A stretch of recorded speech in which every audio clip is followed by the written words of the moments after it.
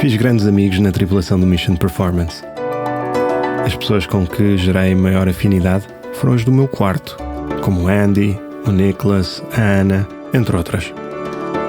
O Andy é neozelandês e um grande cromo em física. Neste momento é consultor particular e trabalha em tecnologias de informação. A Ana é polaca, tinha acabado de tirar o curso de medicina. Queria especializar-se em otorrinolaringologia. O Nicholas é australiano, designer industrial. Estava a desenvolver um passe para os transportes públicos em Sydney, mas agora era um circunnavegador.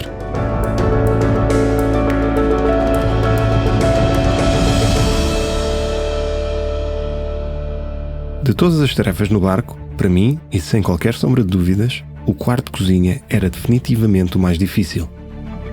Para dar de comer a toda a tripulação, todos os dias, 2 pessoas eram nomeadas para o quarto de cozinha durante 24 horas, ficando dispensadas de qualquer outra tarefa a bordo. Em inglês, curiosamente, o quarto de cozinha chama-se de Mother Watch. O quarto das mães funcionava da seguinte maneira. Acordamos às 6 da manhã. As mães do dia anterior já deixaram o pão feito para o pequeno almoço.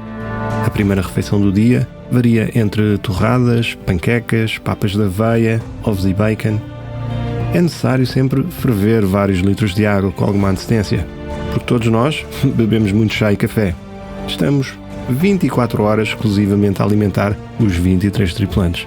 Isso significa mais de 70 refeições ao longo do dia. Pequenos almoços, lanches, jantar, tudo é confeccionado a bordo. Cheios de fome, chegam os pedidos do quarto que acaba de acordar. Querem café com leite, outros café com açúcar, outros sem açúcar e outras variantes. Em 10 minutos, as mães tornam-se especialistas em hotelaria. Verdadeiros baristas numa mini pastelaria em hora de ponta no meio do Atlântico. Depois, arruma-se a cozinha e preparamos-nos para repetir, servindo agora a leva do pequeno almoço para os que acabam o quarto e que vão descansar. Ou seja, servir pequenos almoços outra vez.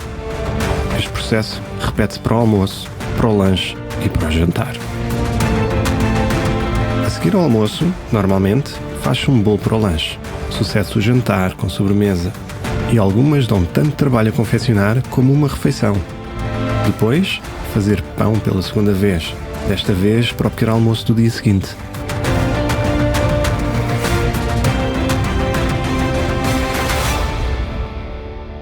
O esforço exigido para cozinhar num barco deste tipo é muitíssimo superior ao de uma cozinha normal. A ementa tem de ser confeccionada em grandes panelas para possibilitar fazer tantas refeições. Transportar panelões desta dimensão de um lado para o outro, com comida e água a ferver, num barco adornado, onde o ponto de equilíbrio está sempre a variar, é basicamente como estar no número de equilibrismo de um circo marítimo, onde as consequências de um erro podem ser dramáticas. As sessões deste circo marítimo podem, contudo, ser ainda mais emocionantes pelas seguintes razões. Primeiro, quando a estratégia de competição implica mudanças de bordo com frequência. Tudo o que está em cima das bancadas ganha vida e vai parar ao chão. Num treino, uma vez, entornou-se uma garrafa de azeite, o que fez com que, por muito que se limpasse, nunca se conseguiu verdadeiramente acabar com o ringue de patinagem. Segundo, quando se navega à bolina, ou seja, quando se tem o vento pela proa, pela parte da frente do barco.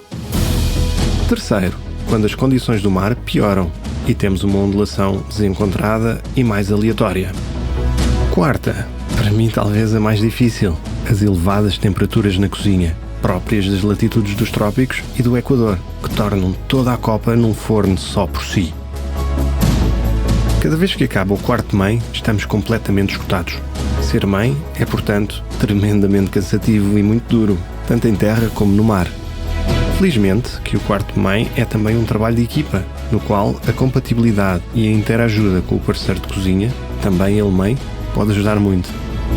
No final do quarto, há ainda que deixar tudo limpo e imaculado para passar o testemunho às mães do dia seguinte.